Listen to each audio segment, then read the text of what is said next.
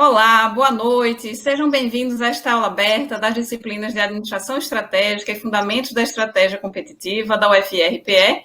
Eu sou Renata, professora da disciplina, e hoje eu estou muito feliz em ter aqui dois consultores excelentes, e eu sou suspeita para falar porque são meus amigos também, Aloísio Dias e Aldenício Cambra. Eu vou passar a palavra para que eles se apresentem, e eles não estão aqui só porque são meus amigos, estão aqui porque são referências na temática. E a temática que a gente vai conversar hoje são as características do plano estratégico nas organizações privadas. Quando a gente fala em características do plano estratégico, a gente discute o processo de planejamento em si e as características centrais da implantação que auxiliam no sucesso desse plano estratégico e no sucesso das organizações. Mas antes da gente começar, eu quero passar a palavra para Aloísio e para o Denício, para que eles se apresentem e falem um pouquinho sobre a sua experiência antes que a gente volte para discutir mesmo a temática central de hoje. Então, vamos aqui por ordem alfabética. Pode ser Aloísio. Primeiro, por favor, está com a palavra, meu amigo. Boa noite, Renata. Boa noite, Aldenício. É um prazer enorme estar aqui, certo? Para mim, é um prazer sempre falar sobre planejamento estratégico e da importância disso dentro das empresas. Nós somos administradores, temos especialização na qualidade de serviço e temos mestrado na área de economia. E trabalhamos com essa temática, planejamento estratégico, há 20 anos, através da Prêmio Consultoria e Treinamento. Então, vai ser um papo bem divertido e bem agregador, tenho certeza. Joia, meu amigo Aldenício. Aldenício, vamos lá, Aldenício. Olá, boa noite. Meu nome é Aldenício Cambra, eu atuo junto ao Sebrae, sou consultor do Sebrae, credenciado ao Sebrae nas áreas de planejamento, com foco na área de processo. Eu também sou auditor de uma certificadora, Bureau Veritas. Minha formação é parte de gestão financeira, tenho especialização em educação ambiental e compliance, e minha experiência toda praticamente na área de processo. Joia. E aqui, deixa eu só projetar aqui o Instagram da UBJ Consultoria, tanto da UBJ Consultoria, que está aqui postado na tela, quanto da Premium Soluções. Sigam lá para acompanhar o trabalho que eles vêm desenvolvendo também. Bom, muito obrigado por vocês estarem aqui, né? Novamente, nós somos muito gratos. Eu acho que nós aqui na universidade, sejam bem-vindos à universidade, tenho certeza que temos muito a ganhar com esse bate-papo, que é um bate-papo informal, é uma conversa entre amigos que tem como uma pauta técnica as características do plano estratégico.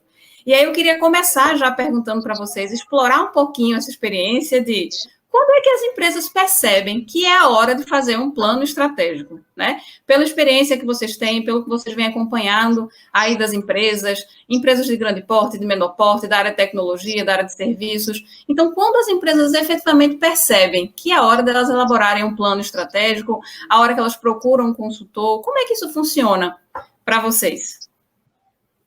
Bom, Renata, a minha experiência, né, o que a gente tem visto, principalmente em pequenas empresas, em micro e pequenas empresas, dificilmente elas percebem que é hora de fazer um plano estratégico, até porque o plano estratégico deveria ser feito desde o início da sua criação, né?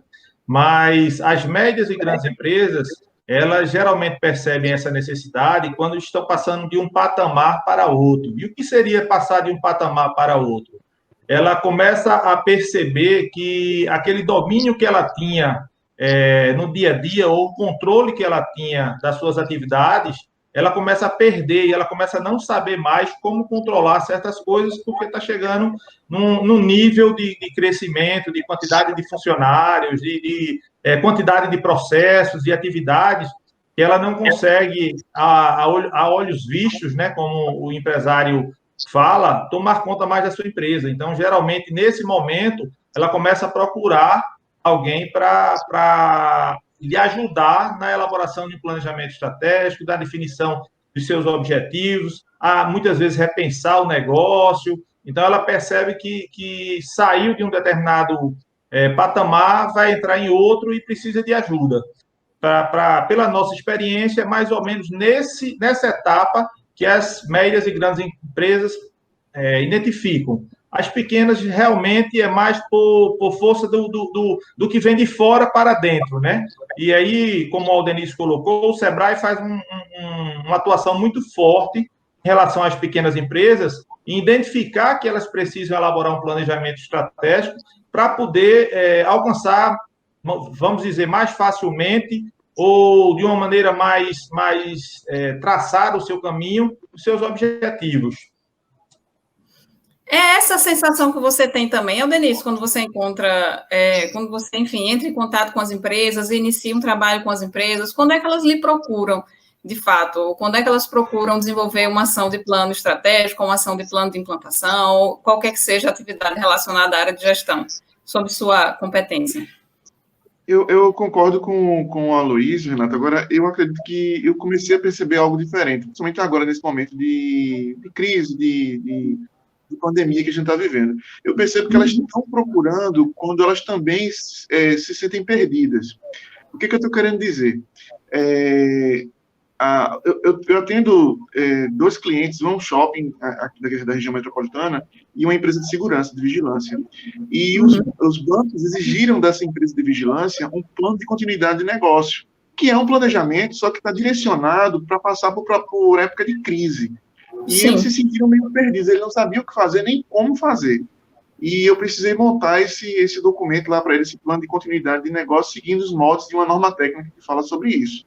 Eu também senti na prática, muitas pessoas que quando começaram esse período aí, lá para março, ficaram perdidas. E agora, o que eu faço, pelo amor de Deus? Eu paro os investimentos, não paro.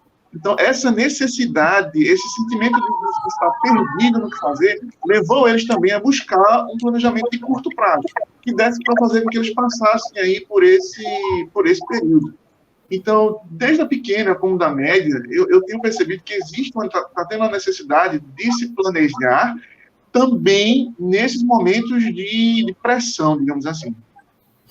Que nesses momentos de pressão... Eita, te interrompi, Aloysio? Não, pode continuar. Não, é que nesses momentos de pressão, muitas vezes, acho que até, acompanhando um pouquinho a fala de Aloysio no início, nesses momentos de pressão, às vezes elas entendem que é como se não desse tempo de planejar, e é exatamente nesses momentos que precisa ser planejada a ação, porque existe uma restrição de recurso muito grande, então ela precisa ser eficiente com a restrição de recursos e com um ambiente que é adverso. Então, você compartilhou, deixa eu te devolver a palavra, Luiz. Dentro do que você está falando, Renata. É uma coisa bem interessante a questão da adversidade que as empresas encontram, porque isso é natural, independente da época, do ano, do mês, do segmento, as adversidades elas vão estar sempre aparecendo e ocorrendo. Nós tivemos um caso específico e bem pontual esse ano, como o Aldenício colocou, né, com esse processo da pandemia, que a grande maioria dos segmentos foi bastante prejudicada com isso, e houve vamos dizer assim, essa loucura também, utilizando da fala do Aldenício, das pessoas, e aí, o que é que eu faço agora? Eu paro, eu continuo, eu travo, eu faço o quê?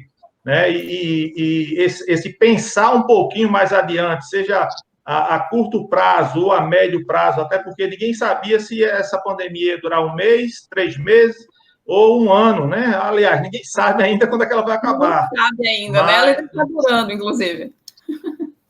Mas essa adversidade aí é interessante para a gente colocar para os empresários que esse pensar constantemente, né, na famosa análise SWOT, que é pensar nos pontos fortes, fracos, nas oportunidades e ameaças, isso não está restrito apenas ao momento do planejamento, mas isso é uma obrigação do empresário estar constantemente pensando e repensando essas situações, seja essas situações externas que afetam diretamente a gestão da empresa, sejam situações de dentro da empresa que vão modificar também a sua gestão.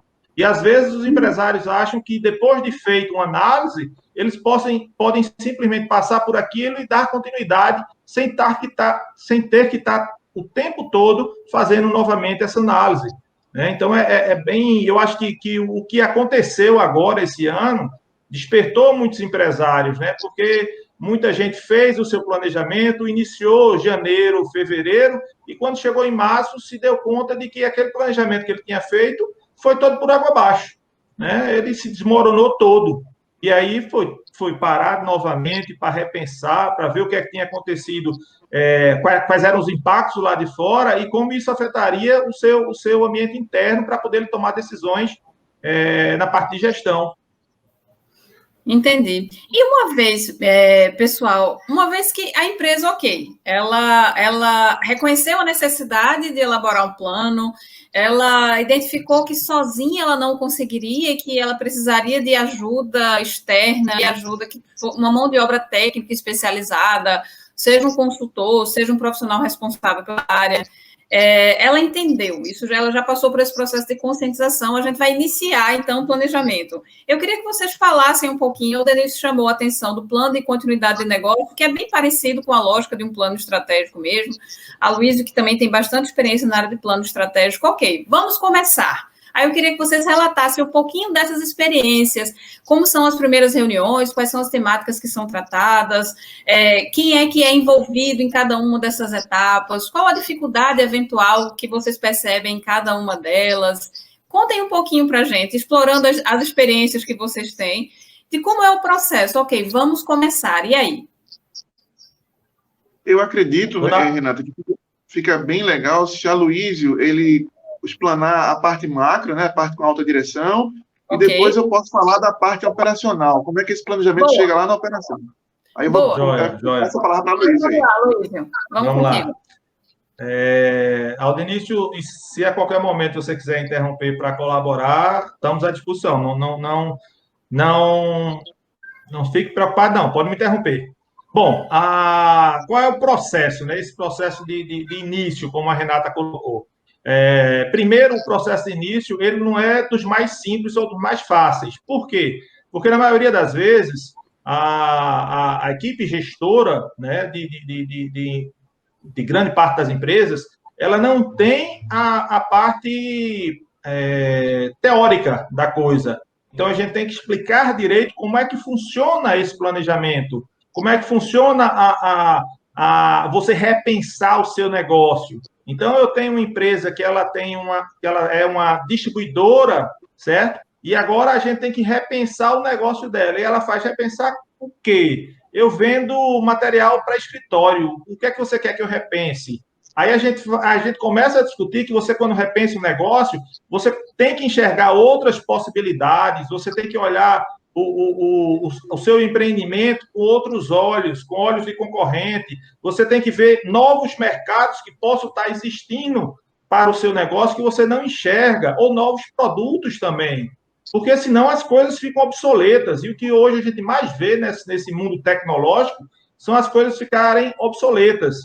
Então, essa mudança de paradigma, ou quebra de paradigma do empresário, e realmente pensar a empresa, começar a olhar as coisas de uma forma diferente, de uma forma mais analítica, de uma forma mais estratégica, né? O que é que eu digo estratégica? É você olhar para alguma coisa que pode interferir lá na frente o seu negócio, e não simplesmente estar interferindo agora, aqui e hoje. O que eu costumo dizer é sair do perfil de bombeiro, e você está ali todos os dias na sua empresa para apagar incêndio, para resolver problema, para tomar decisões pontuais, momentâneas, e que vão decidir apenas aquela situação naquele momento, mas não as situações futuras. Então, eles dedicam 99,999% do tempo para essas decisões. Então, uma das grandes, vamos dizer assim, situações que a gente enfrenta é quebrar esse paradigma do empresário, saber que ele precisa pensar estrategicamente. Quebrado essa situação, a gente vai envolver aquelas pessoas que têm um certo poder de decisão dentro da organização nas reuniões estratégicas. Por quê? Porque elas são pessoas fundamentais para que agregue certo valor nas suas áreas na tomada de decisão. Inclusive, para trazer muita coisa que, às vezes, o empresário, dentro daquela sua caixinha, não está percebendo. Então, esse pontapé inicial, como a Renata colocou, ele é de fundamental importância que todos estejam cientes do trabalho. Olha, a gente vai fazer um trabalho, não é para resolver um problema nessa semana, nem na semana que vem. É para resolver um problema para o ano, para o biênio. Então, as decisões que a gente vai começar a tomar agora, ou daqui a pouco, elas vão ser decisões para ser seguidas continuamente. Então, não é fácil para eles não têm hábito. E aí eu digo mais, o brasileiro não tem hábito de planejamento, de planejar sua vida, de planejar sua vida pessoal, sua vida profissional. Então, isso dificulta muito. A partir do momento que você... Oi. Desculpa. Não. Desculpa, pode continuar. Não, Renata, me atrapalha porque você sabe que eu sou também gosto de falar. Pois é, eu estou aqui caladinha. Quem está me ouvindo sabe que eu gosto. Quem está me ouvindo e conhece sabe que eu gosto muito de falar. Mas eu só. Uma das coisas que você comentou, Luiz, que às vezes falta até a base teórica mesmo. Ele não sabe nem o que fazer, nem como. E eles até identificam que tem algum problema, mas eles têm muito pouca ferramenta. Eles não conhecem as ferramentas necessárias, né? E aí eu imagino que você deva desenvolver nos seus projetos questões relacionadas à análise do ambiente interno e externo, utilizando, sei lá, modelo das 5 forças, modelo PEST, ciclo de vida do produto, todas essas questões. E aí eu entendo, BCG, e eu entendo que se o gestor não tem o conhecimento dessas ferramentas, ainda é papel de vocês, como consultores, apresentarem essas técnicas principais, essas ferramentas principais, que são ferramentas que a gente discute também no âmbito aqui da disciplina. Aí é interessante quando a gente começa a aplicar. Está tendo um delay, viu? Está tendo um delay, é por isso que tem essas questões, mas vai lá. É interessante, Renato, que quando a gente começa a aplicar isso e eles começam a ver o resultado, eles ficam, de certa forma, impressionados, assim, porque eles conhecem muito do negócio deles, eles conhecem muito dos segmentos onde ele atua, ações, mas eles não sabem, muitas vezes, aplicar isso. Então, quando a gente traz algumas ferramentas que juntam o conhecimento deles e joga dentro dessas ferramentas para sair resultado, eles ficam realmente bem, vamos dizer assim, ansiosos com o que podem fazer com aqueles resultados. Uhum. E dentro desse escopo, né, fazendo essa análise do ambiente externo e interno e tomando as principais decisões e estratégias, uma grande dificuldade, que aí eu vou passar para o nosso amigo Aldenício, é sair desse nível, certo, gerencial, de diretoria, começar a repassar isso para o staff, para a equipe que vai botar o dia a dia em prática, que é complexo, que não é fácil. Até porque as coisas acontecem no nível operacional, né? As ações são implementadas muitas vezes no nível operacional, os produtos são produzidos, os serviços são prestados, os clientes são atendidos, não é lá no topo, junto à diretoria e junto a quem tem, de fato, o poder decisório. As coisas acontecem, de fato, na perspectiva operacional. E aí, deixa eu te ouvir mesmo, então, agora, Denise. Vamos lá. Então, eu queria dar um exemplo para vocês. Eu faço auditoria na ISO 9001 e tem um requisito na ISO 9001, que é o requisito 6.2, que ele fala de objetivos e metas. E a gente precisa cobrar para o gerente, para os colaboradores, o conhecimento no que tange esse objetivo. Então, a gente chega lá na ponta e pergunta: tem algum objetivo, alguma meta para o setor? A coisa mais terrível que a gente pode escutar é quando o cara fala assim: não tenho, então não conheço. Se ele não conhece, é porque não chegou nele. Ou seja, ficou lá em cima, ficou a nível estratégico e não desceu para o nível tático. E quem vai fazer a coisa acontecer, quem vai fazer a coisa girar, é o nível tático. Ele que entende do processo, ele é especialista nisso. O que você quer que adianta, por exemplo, uma empresa contratar, por exemplo, um gerente de produção que tem aí 20, 30 anos de mercado e o diretor ainda achar que ele vai resolver os problemas da produção e não o gerente? Então, isso tem que descer. O que o gerente tem que entender é o seguinte: por exemplo, eu tenho que aumentar a produção em quanto?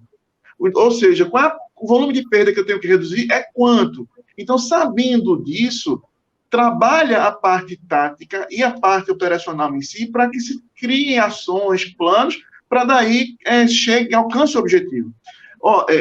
Renata, tem um exemplo bem interessante sobre isso, é o seguinte. Eu acho que a empresa que eu já vi melhor aplicar objetivos e metas até hoje, chama-se, posso falar o nome, não tem nada não, chama-se Futurista. Olha, Rua das Calçadas, ali na Rua das Calçadas, aquela muvuca ali, certo?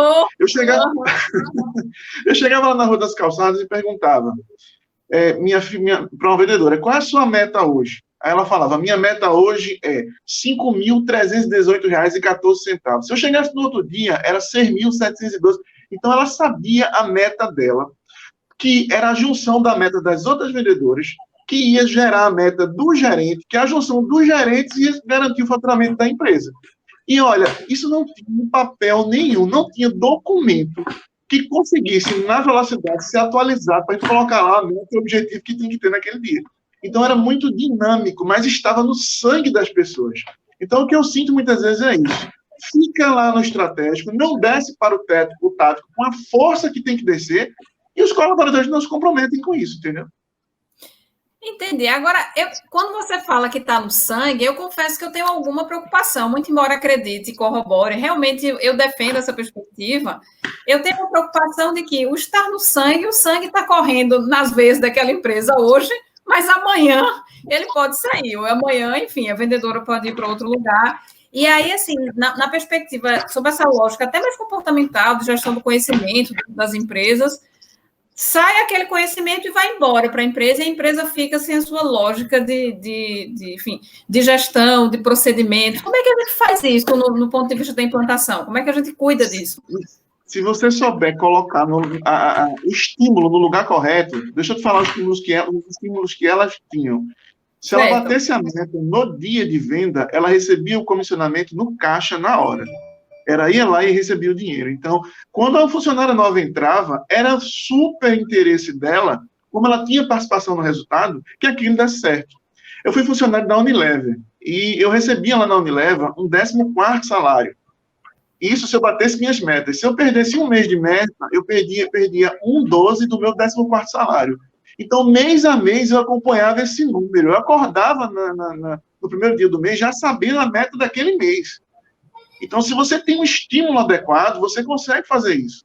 O que eu tenho percebido é isso, que isso não acontece. Fica no estratégico, a direção acha que vai resolver, não desce para o nível tático e operacional e a coisa não funciona. Tu percebes isso, Aloysio, quando, enfim, nas primeiras reuniões com diretoria, porque o que o Denício chama atenção é um ponto muito específico de implantação, que não é nem associado diretamente à questão de elaboração de procedimento, definição de processo, da formalização desses processos, mas é algo muito mais sutil e muito mais tácito, que tem a ver muito com a cultura organizacional, né, com a forma mesmo de gestão, que é fundamental nos processos de implantação. Tu percebe que, por vezes, até, enfim, pegando um ganchinho que o Denício chamou a atenção, por vezes os gestores que estão lá no topo deixam de considerar essa perspectiva da cultura, dos funcionários, de estímulos, ou deixam de perceber efetivamente quais são esses estímulos, no momento que concebem as suas estratégias, como se fosse algo de cima para baixo só, em via de mão única? Isso, Renata. Percebo, assim, claramente, tá? Um dos nossos trabalhos ao final da elaboração do planejamento estratégico, com a definição das metas, das estratégias, a gente reúne todos os funcionários para fazer uma explanação para eles, para pelo menos isso ficar claro na mente deles, o que é que a empresa está, a partir de agora, definindo como indicadores, né, de o que é que ele vai prestar atenção, o que é que elas têm que ficar de olho. Então, isso é fundamental. O que o Aldenis falou, isso é muito pertinente e eu encontro, assim, demais, principalmente porque grande parte dos empresários, eles ainda têm dentro, aí eu vou mudar o lado do sangue agora, viu, Denício? Eles ainda correm dentro das suas veias, né? Aquilo de que é ele que vai fazer a coisa acontecer. E as empresas, cada vez mais, não podem depender do empresário ou de uma equipe de diretoria.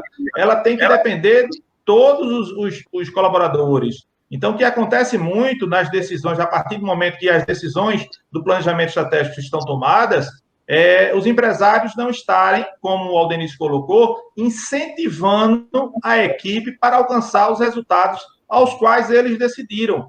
Então, esse processo de você aculturar a empresa a correr atrás de resultado, a correr atrás de indicadores, a correr atrás de metas e, obviamente, receber benefícios, né? Porque isso nada mais é do que um jogo de troca. As pessoas têm que se sentir bem e ganhar alguma coisa a partir do momento que estão fazendo alguma coisa a mais.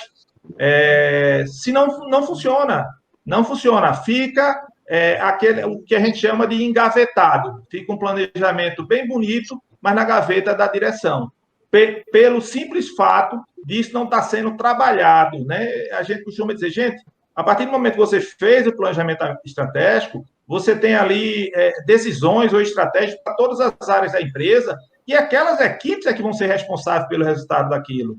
Então, a gente tem muita dificuldade e aí o Aldenice falou perfeitamente, pode falar até mais, muita dificuldade que isso seja implantado lá no pé, lá na ponta realmente. Aquela história, o funcionário está ali trabalhando dia a dia e não sabe por quê. Sabe que tem que trabalhar, né? Não sabe o que é que ele tem que fazer naquele dia, que aquilo tem um objetivo, que tem uma meta a alcançar, que essa meta vai a índice para poder a empresa sobreviver, ganhar e investir. Então, eles não têm noção do que se passa lá em cima da empresa. Isso acontece, Renata, infelizmente, com a maioria das empresas, que a gente está falando de pequeno porte, até de médio porte. Já as grandes empresas, a gente vê que é mais difundida e até certo ponto mais cobrada, com benefícios, como o Aldenice falou aí do caso, do exemplo dele, né? Que as coisas chegam mais, porque elas já estão mais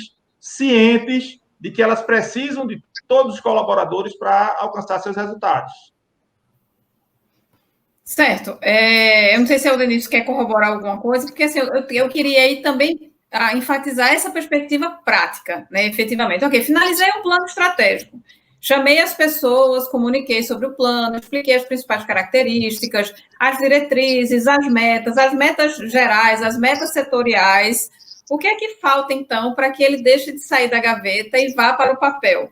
Porque eu entendo que essa questão comportamental é importante, de vamos lá, pessoal, todos estamos juntos, etc., mas eu preciso de documentos, eu preciso de orientações claras.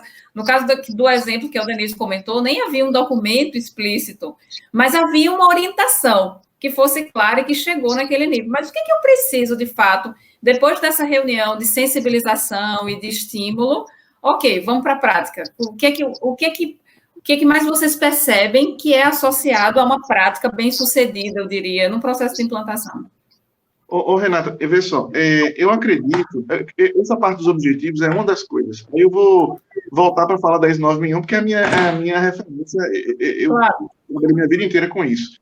Ela cita lá 4 coisas que o funcionário tem que conhecer. 4. Que são, primeiro, política de qualidade da organização, que nada mais é do que um texto que reflete os objetivos organizacionais. Então, a gente já tem aí os objetivos. Ela cita que o colaborador... Tem uma missão também, né, Aldenice, ou não? A política de qualidade. Está associada à missão?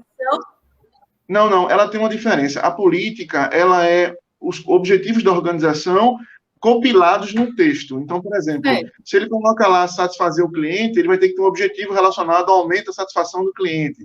Se ele coloca lá, por exemplo, treinamento e capacitação dos colaboradores, ele vai ter um objetivo relacionado à capacitação dos colaboradores. Então, eles têm que ter ciência da política, eles têm que ter ciência dos objetivos relacionados às suas atividades, que a gente acabou de falar dos indicadores, mas eles também têm que ter ciência do mapeamento do processo das atividades dele e dos procedimentos. E também do levantamento de risco da atividade, que está relacionado ao que ele pode errar naquela atividade. O mapeamento de processo e procedimento e o levantamento de risco, eles também precisam nascer do planejamento estratégico. Ou seja, vem lá de cima. O que eu estou querendo dizer? Se, por exemplo, você monta um planejamento estratégico, né, que tem um determinado... Eu quero alcançar isso daqui a tantos meses. Eu posso direcionar os meus procedimentos para isso. Eu posso direcionar o meu mapeamento para isso. E eu posso mudar a minha atividade, eu posso mudar a minha rotina. Quando, por exemplo, eu passei o dia inteiro hoje numa empresa fazendo a parte de mapeamento de processo. Quando a gente está mapeando o processo, a gente começa a detectar que a atividade que o colaborador está executando, muitas vezes tem falhas, que poderia ser feita de maneira melhor, para que a empresa consiga atingir seus objetivos, o que ela precisa. Então, eu posso também trabalhar isso em cima de procedimentos, revisar documentos, mapeamentos, para que eles se tornem mais estratégicos, apesar de estar no nível operacional. O levantamento de risco é a mesma coisa. Então, isso é uma coisa, inclusive, nova da ISO, tá? E a norma fala que o colaborador tem que ter conhecimento do que ele pode errar. Se ele entende logo de cara, se ele recebe um documento onde diz para ele quais são os erros, você reduz a chance dele cometer aqueles erros. Então, assim, existem outras coisas que estão relacionadas à parte operacional, que não somente os objetivos, tá? Então, recapitulando, né? São identificar os potenciais erros, seria identificar realmente as metas que a gente falou antes, os mapeamentos, os procedimentos, né, de cada operação, digamos assim. Então, tem mais coisa envolvida que não somente os objetivos. Joia. Bom, a gente quer corroborar, Luísio? Bem mais simples do que o nosso amigo Aldenício, mas eu colocaria aí que você ter dentro da empresa os procedimentos, os processos, os objetivos e o controle, né, os indicadores de controle, faz com que isso realmente aconteça, que o planejamento não fique só no papel. Né? E é outra grande dificuldade dos empresários de ter o controle. Muitas vezes a gente fazendo um trabalho a médio prazo dentro das organizações, a gente tem que cobrar do empresário os resultados porque ele não fez o levantamento ainda. Né? Então, isso dificulta bastante.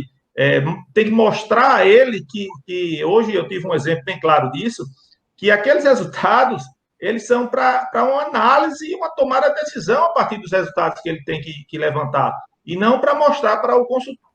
Então, assim, para fazer funcionar, eu acho que esses quatro aí, baseado no que Aldenício falou, simplificam bastante.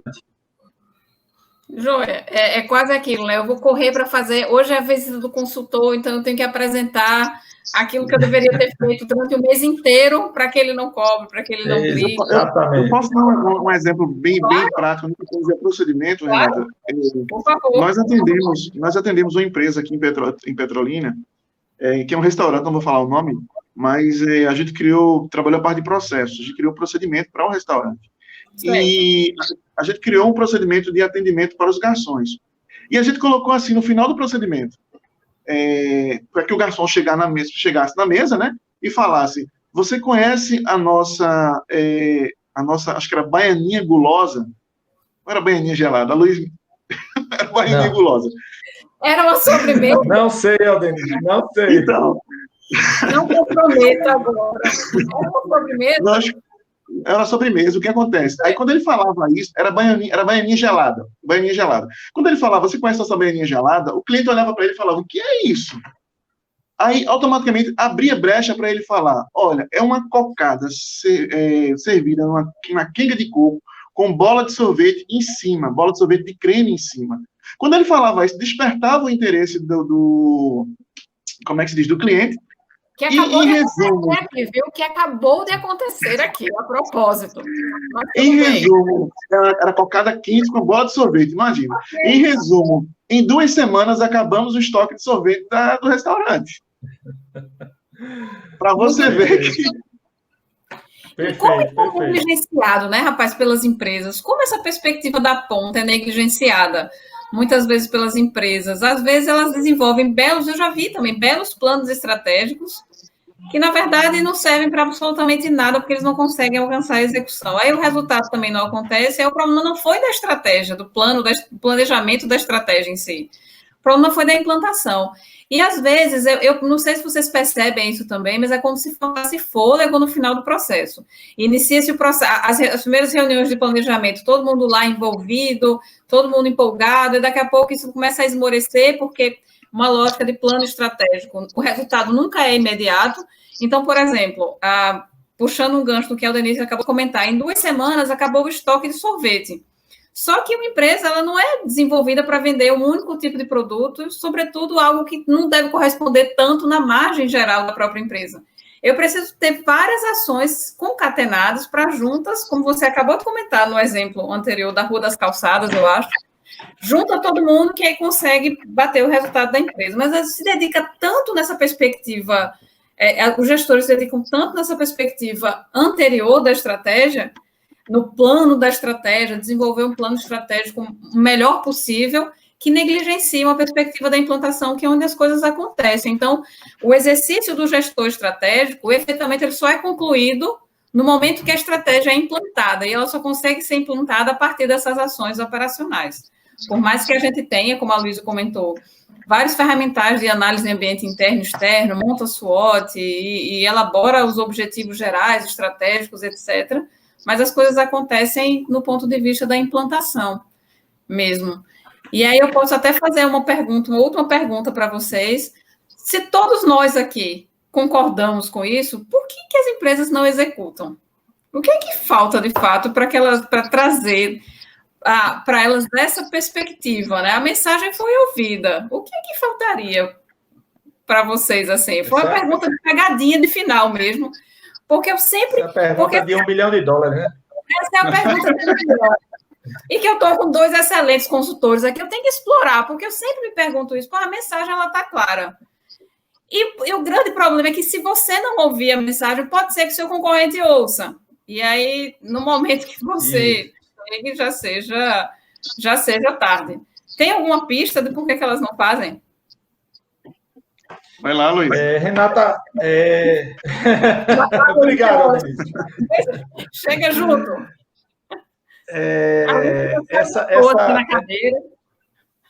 Essa é uma pergunta realmente bem complexa, né? Eu digo sempre que um dos maiores motivos disso não virar realidade ou dos planejamentos estratégicos não obterem os resultados é a falta de disciplina dos gestores, né? De realmente colocar, porque a gente vem de uma cultura do imediatismo muito grande, né? Então, assim, qualquer coisa tira eles do foco. Então, olha, a gente está vivendo aqui problema de fornecimento, né? A gente está com alguns problemas em quase todos os segmentos de fornecedores não está entregando, o cara paga à vista para poder receber, porque senão ele não recebe. Tive vários casos durante esses últimos 15 dias de problema de fornecimento de mercadoria de vários segmentos. Então, qualquer coisa serve para ele sair do foco do planejamento estratégico. Eles não compreendem que o planejamento estratégico, que qualquer coisa pode fazer parte, sim, do planejamento estratégico. E eles precisam ser disciplinados o suficiente para puxar isso para o planejamento estratégico e aí tomar novas diretrizes ou definirem novas estratégias. Costume, Renata, assim, eu sempre pergunto, né? A gente não tem um curso de formação de gestores, certo? O curso de formação de administração é o mais próximo que a gente encontra, mas se você for olhar para a realidade dos empreendedores que a gente tem, das empresas que a gente tem, não sei percentualmente, não sei o que você sabe, mas são muito poucos que são geridos por administradores. E na maioria dos administradores dizem, Luiz, eu não consegui fazer nada do que eu aprendi. Mas, assim, por falta de disciplina. Né? Eu costumo dizer, uma das coisas que eu comecei a trabalhar mais a fundo na consultoria, uma das coisas que, para mim, que me embelezava, vamos dizer, que me dava gosto, era ver o que eu aprendi na faculdade sendo colocado em prática e funcionando, porque funciona. Ninguém inventou o marketing, os processos para não funcionar. Óbvio que tem que se adequar à realidade e segmento das empresas e regionais, etc. Então, assim, eu colocaria a questão da disciplina e do imediatismo como sendo grandes fatores, aquilo, não tem uma única resposta, mas grandes fatores, pelo que eu tenho visto, de fazer com que as coisas realmente aconteçam, né? Como você falou, chegue lá no final, na ponta, dê resultado. E quem eu encontro que consegue fazer isso, obviamente que as empresas têm tido resultados aí excelentes. Joia. Quer corroborar alguma coisa, Denício? Quero ver só. Sabe o que eu tenho percebido?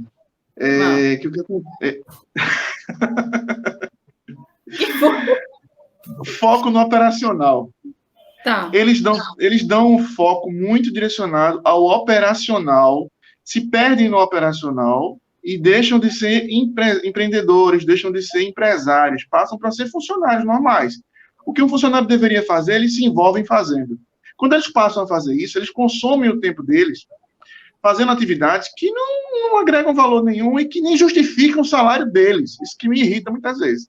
Eles tiram lá seus prolabores, que são altíssimos, e se você for dividir, né, se for fazer, pensar, eu vou pagar um funcionário, seria melhor do que pagar para eles.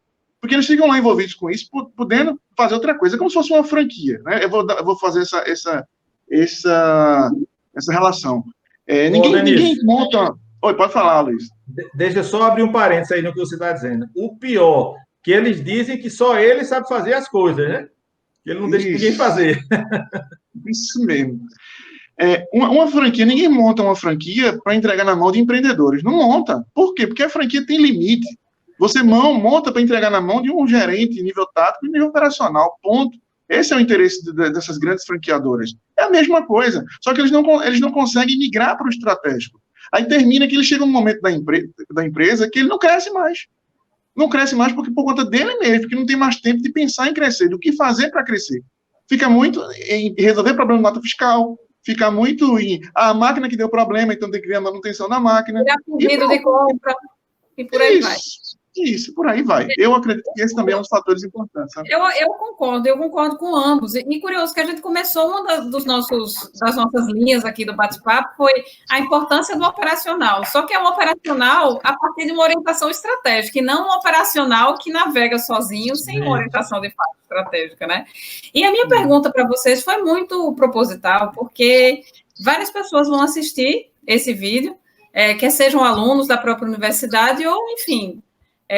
outras pessoas que estão interessadas no tema da área da administração estratégica, da implantação das estratégias, e é quase como se a gente estivesse deixando uma mensagem. Essas técnicas, as técnicas de gestão, a importância do conhecimento e a lógica de controle funcionam, e não funcionam só na perspectiva teórica, funcionam no seu desdobramento, e é um caminho a ser seguido. Então, o empresário ele não precisa reinventar nenhuma ferramenta, ele não precisa reinventar uma lógica. Óbvio, como você comentou, Aloísio, precisa haver adaptação, mas ele não precisa reinventar, desenvolver a importância de estabelecer indicadores de controle a partir de uma orientação estratégica. Isso é um conhecimento que está disponível há muitos anos, então não precisa se reinventar. Então, para quem está assistindo, de fato, agora, faça diferente do grupo grande, faça diferente da maioria, de fato. Né? Busque desenvolver uma lógica de gestão que seja consistente da parte estratégica e da parte operacional. Né? Saiba delegar as pessoas. Você não é insubstituível e nem você deve realizar todos os processos dentro da sua empresa, você precisa estabelecer os capitães mesmo da ação, os responsáveis efetivamente pelas ações, e isso é possível. Então, essa pergunta foi no final, mais para que a gente possa também deixar uma mensagem, além das que vocês vão deixar individualmente, mas possa deixar uma mensagem de que é possível ser feito, há ferramentas para serem implementadas e que devem ser utilizadas para boa prática de gestão. Ponto. Isso serve para empresa de pequeno, médio, grande porte, empresário de tecnologia, indústria, comércio, enfim, varejo, atacado e por aí vai, né? Certo? Perfeito, eu prometi que quase não ia falar e eu acabo sempre falando mais alguma coisa também. Bom, a gente já está com alguns minutos aqui, pessoal. Eu vou passar a palavra para vocês, para que vocês, enfim, deixem uma mensagem. Eu vou, enquanto vocês estão falando, eu vou projetar os contatos, inclusive das empresas de vocês, para caso alguém esteja nos assistindo, queira entrar em contato, explorar algum tema, enfim. Aí eu queria deixar a mensagem para vocês, final, e aí escolham aí quem vai começar. A Luísa. Ele começou. Agora é por ordem alfabética. Agora é por ordem do mais novo. Olha só. Quem é o mais novo, então? Eu, né? Ah, tá bom.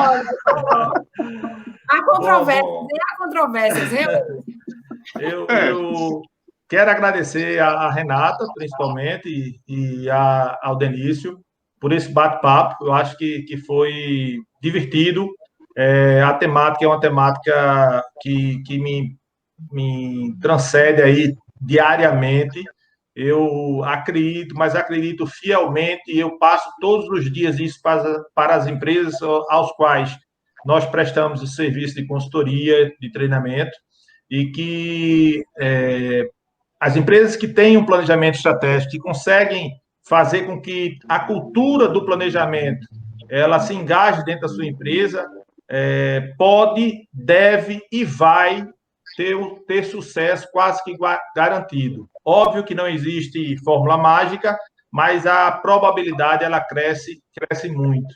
Então, eu passo para vocês a imagem de que sempre procure mais informações, sempre procure mais conhecimento, né? Participem mais de discussões desse nível, certo? Agradecer mais uma vez a toda a expectativa que foi gerada aqui por esses dois colegas e muito obrigado. Muito obrigado por estar participando. Em breve nós nos veremos. Qualquer coisa, vocês têm aí meu e-mail, certo? Podem entrar em contato comigo, como também através do Instagram da Premium Consultoria.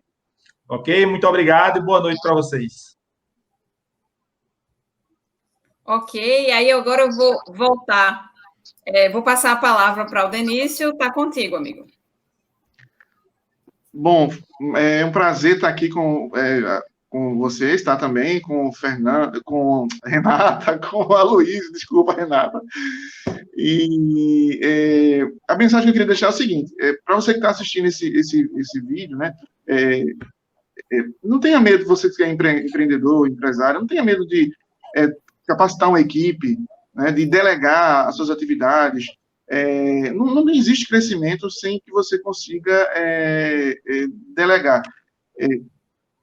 Quando você criou essa empresa, no momento lá que você, né, iniciou o negócio, você tinha coragem, você teve coragem de crescer, ir lá, contratar 1, 2, e você tem que continuar com essa coragem. Você não pode, porque chegou em determinada zona de conforto, parar de querer crescer e achar que por ali está bom. Até porque eu acho que cada um tem uma perspectiva, né, uma visão que está muito maior do que muitas vezes do que a gente pode imaginar. Então, essa mensagem que eu queria deixar para vocês, para você que é aluno aí, né, vai um estímulo aí para empreender, como consultores aqui do Sebrae. Então, não existe só a nível de perspectiva de futuro, uma profissão ou somente ser funcionário da empresa, mas também existe a possibilidade de você ser um grande empreendedor. Tem várias startups saindo no mercado hoje. A gente está numa realidade hoje de crise, onde tem muitas empresas fechando, mas está abrindo várias oportunidades para novas empresas entrarem no mercado. Então, eu acredito que isso é possível. Existe uma perspectiva aí uma perspectiva grande de futuro, tá bom? Bom, espero que tenha ajudado vocês aí, tá? Nessa noite. E espero o próximo convite aí, Renata. Olha, cuidado, não fale 2 vezes, que você sabe que eu chamo mesmo, que eu vou pegando e trazendo vocês para cá, para dentro da universidade. Para nós, assim, é um prazer, pessoal, e uma alegria muito grande, porque nós, enquanto ciência social aplicada, porque essa é a perspectiva da administração, a gente precisa se manter sempre em contato com pessoas que estão vivendo as coisas enquanto elas estão acontecendo, de fato. Então, ambos relataram experiências, a gente está aqui registrando, eu sei que vocês tiveram um dia inteiro de trabalho, relataram as experiências dos dias de trabalho de hoje, inclusive, e estão conosco aqui. Então, eu sou muito grata às experiências que foram trocadas aqui, os conhecimentos que foram passados, a disponibilidade de vocês estarem aqui conosco, deixarem os seus contatos. Então, eu, em nome da universidade, só tenho a agradecer a presença de vocês aqui e serão muitíssimo bem-vindos a voltar outras vezes. A Luísa está chegando hoje pela primeira vez, o Denício já está vindo novamente, mas pode ter certeza que eu vou pegar vocês, eu vou solicitar de novo a presença de vocês aqui conosco em outros momentos, tá joia? Então, um abraço para vocês, menino. Muito obrigada mesmo. Tchau, tchau. Até a próxima. Tchau. Mais.